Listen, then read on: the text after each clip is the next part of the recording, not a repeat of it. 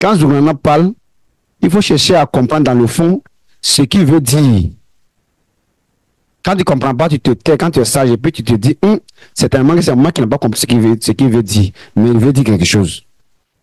Qui est contre garde de corps? Je suis en train de parler d'un principe. Je dis, quand pasteur a garde de corps, à la banque, il y a garde de corps, chef d'État a garde de corps, je dis tout ça là, c'est parce qu'il n'y a pas de justice. C'est parce qu'il n'y a pas de vérité. Sinon, un chef d'État dans un pays qui allait se faire élire démocratiquement, sans tricher, sans causer du tort à qui que ce soit, il s'en fout de garde de corps. S'il veut matin là, il va la pied au marché et puis revenir. Parce que la population l'a voté, on l'aime. Tous ceux qui sont autour de lui là, c'est juste peut-être pour essayer de canaliser un peu la foule qui a voulu le toucher, le saluer, mais pas pour le tuer. Parce que c'est eux qui l'ont voté, ou bien ils l'ont pas voté. Alors.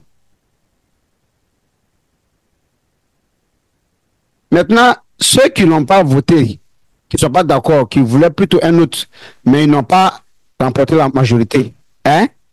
C'est-à-dire que ils n'ont pas été majorité, ou du moins majoritaire, pour pouvoir, qu'on appelle ça déjà en français là, pour être à la hauteur de l'électorat qu'il lui fallait ce poste-là. Tu comprends?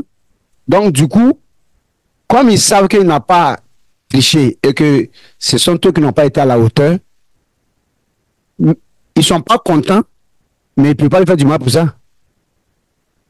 Ils attendent, si c'est 5 ans ou 7 ans de leur pays, les prochaines élections, pour revenir encore à force.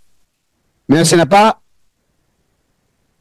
le tuer là, que Dieu va leur donner raison ou que Dieu va leur donner la force contre lui. Suivez-moi bien, hein? Ça veut dire quoi? Ils sont en train de dire que la même chose qui fait que les présidents sont en train de compter, les chefs d'État sont en train de compter sur le garde de corps. Les chefs d'État qui comptent sur les gardes de corps.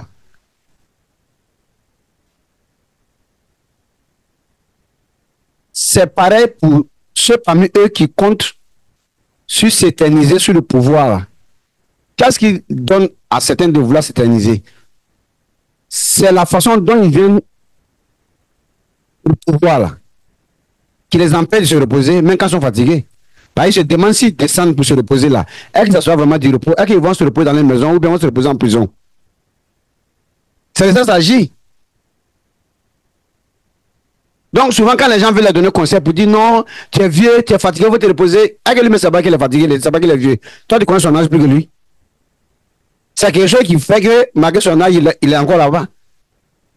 Donc, quel conseil tu peux donner à quelqu'un qui a des problèmes pour qu'il t'écoute? C'est lui qui vit son problème. C'est lui qui sait quel est son problème. Donc, à partir du point de vue, il fait quoi? Lui, il est déjà occupé par une situation que lui seul il sait. Il a quelle oreille pour t'écouter?